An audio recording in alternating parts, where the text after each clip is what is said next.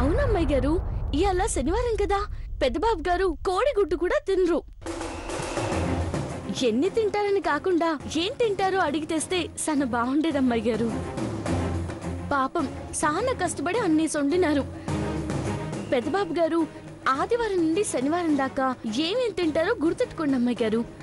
ఈసారి అవే వండుకుని తీసుకురావచ్చు. ఆదివారం అంటే రేపు పొద్దున్నే 2 ఉడకబెట్టిన గుడ్లు, గ్లాసు పాలు తాగుతారు.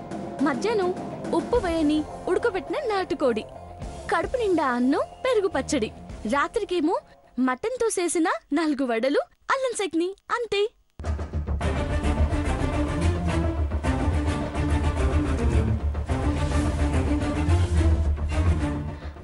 సోమవారం పొద్దున్నే ఉప్మా, మధ్యాహ్నం బెండకాయ వేపుడు, సాంబారు, ఆవకాయతో కొంచెం అన్నం, రాత్రికి రాగి ముద్ద, మజ్జిగ.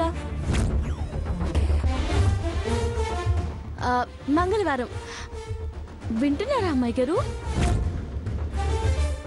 పొద్దున పూట మొలకెత్తిన విత్తనాలు, దానిమ్మ పళ్ళ రసం, మధ్యాహ్నమేమో పాలకూర పప్పు, ఆమ్లెట్, రాత్రికేమో రసం, కొంచెం అన్నం, అంతే. మరి బుధవారం ఉత్త పళ్ళే తింటారు. మధ్యాహ్నానికి బంగాళదుంప కూర, 3 చపాతీలు, రాత్రికి జొన్న రొట్టెలు, అవి కూడా వేడి వేడిగా ఉండాలి.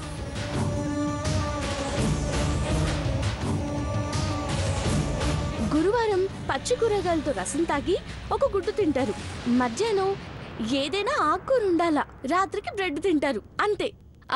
బాగా గుర్తుపెట్టుకున్న అమ్మాయి గారు.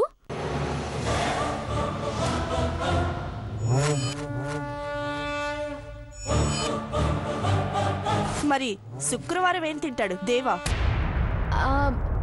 దోశ కానీ పూరి కానీ ఒకటే. మధ్యాహ్నం పచ్చి పులుసు రసం, ఇంత అన్నం, రాత్రికి జ్యూస్ తాగుతారు, అంతే.